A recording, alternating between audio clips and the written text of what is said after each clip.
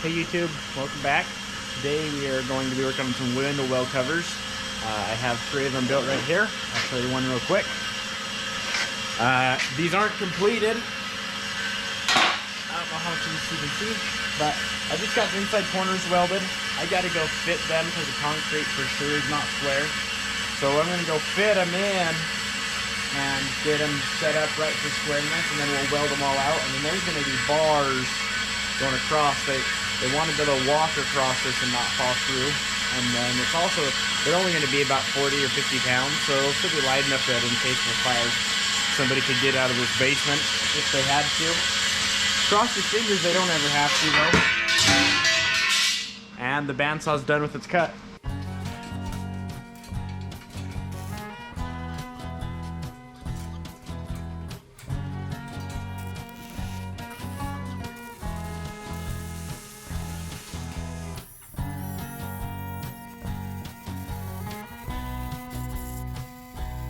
Okay, I ran these 4 frames out, and 2 of them fit absolutely perfect. 2 of them need a little adjusting.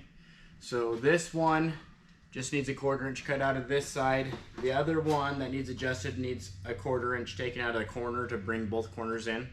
So let's get that done real quick, and then we'll put our cross braces in. And hopefully you guys help me not do them backwards.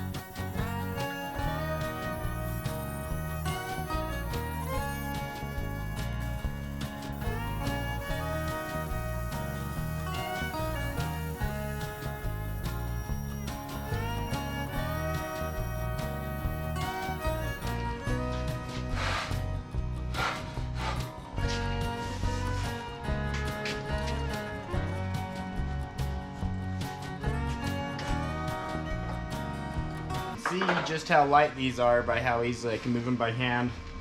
They're really not going to be that big of a safety concern for fires. The other rectangle's done. This one I got to cut this corner and bring both sides in. So I'm going to cut about a 1/4 inch out right here. Bring it in, re-weld it, weld this one out. And then we'll start putting crossbars in. The last one I fixed in this one, the crossbars are going the short ways. Because they're on the back side of the house and they're possibly going to get stepped on more. So the crossbars on these are going to be 1.5 inch square tube. The other 2 units aren't going to get stepped on nearly as much, and so the crossbars are going to go lengthwise to allow more sun in, and then they're going to be 1 inch square tube. So.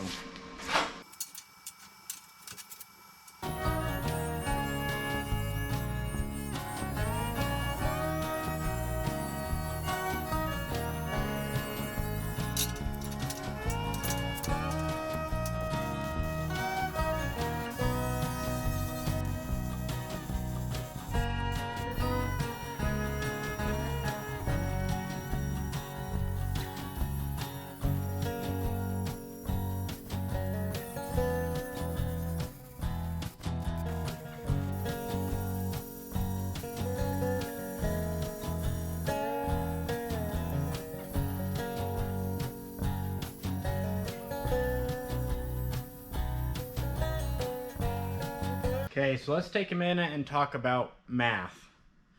I don't know how well that camera sees, but you can see a white hash mark. There's 12 of them, both sides. So I've laid this out to get my bars in here. This is right next to a hot tub at the customer's house. And so, I mean, like, when I say next, I mean like 18 inches away from the hot tub. So when they put the cover on and stuff, snow can cover this window and such. And so he's worried that somebody's going to step into the window. And they've looked at different window well covers. Their house in particular has concrete window well casings. Like the whole window well itself is concrete. And so I've gone and sized these. They inset down into the concrete perfectly. But he's concerned that somebody will be putting the lid on the hot tub and step into this and fall and render themselves dead. So this one he wants strongest of all. And so I'm running the crossbars the short direction, so they'll be stronger. This piece is the only one not supported by concrete, and so it's made out of 2-inch angle. The rest of it's all 1.5 inch. And then the crossbars are 1.5 inch 16 gauge wall tubing. And you know, that's going to be substantially strong enough for this. And so what I did is I knew I wanted roughly a 2-inch gap in between each bar. And so I know that they're 1.5 inches, and I know that I wanted 2-inch gaps. That's about 3.5 inches. So I did the math on this width, and so I divided this by 3.5. That's 1 bar plus 1 space, and that gave me 12.25. Well, I don't want one to be way smaller or way bigger than the rest, and so I go back and I take this same width and I divide it by 12, a whole number, and that told me that I needed to be 3 9/16 inches instead of 3.5. So if I just add a 1/16 of an inch to every single one, I won't have a goofy spaced object. And so with the 3 9/16, you would want to divide that in half so that you don't have a gap here and have the other one tied on that side. So you're adjusting your spacing over. And so you take the 3 9/16, divide that by half, and then that's going to tell you the center of your post. And so I don't want to know the center, I want to know the edge, just make it nice. So you divide it in half and then minus 3/4. The 3/4 is half of the thickness of each of your bars. So you take this overall dimension, divide it by your desired gap plus material, and then you can either round up or round down depending on if you want your gap to get bigger or your gap to get smaller to make it holes. And then once you get that number, you take your first portion. So I know it's a whole number, I know it's 12, so I'm going to divide 1 by half to scoot it over this way so I have a gap on both sides.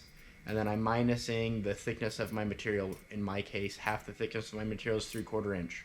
So I'm going to end up with 1.5 inch gap here, 2 1/16 bar, 2 1/16 bar, and then I'll end up with 1.5 inch gap over there as well. And so I think that'll be perfect. The 2-inch, 2 1/16 is narrow enough that you can't slip your foot through it. You know, you'd have to be pretty small to fall through it. That'll still allow, hopefully, enough sunlight in. This is a living room. Once again, like I said, these are going to be plenty light that the guy could just lift this out. You know, if there's a fire and you had to egress out of a window, even a pretty small kid could pop this out. The windows are like 6.5 feet deep, so if you can climb out of that window, you can also lift this off.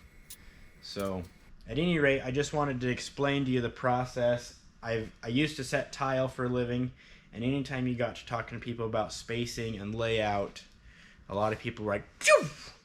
And so that's just the equation to get a consistent gap all the way around. When I walk in and see tile places, it's always a pet peeve of mine to see a full tile here and a quarter tile here, or 3/4 of a tile here and 1/8 of a tile here. I like, when I set tile, to have an even spacing all the way around the perimeter, and this same equation is how you would do that. So anyways, thanks for watching. Sorry if that was a little wordy, and sorry if you already knew that and this was a waste of your time, but somebody that sees this probably won't have known that. So I'm gonna get the saw going. I've already got 4 of these cut. Like I said, I got to get 12, so I'm gonna get that saw going again.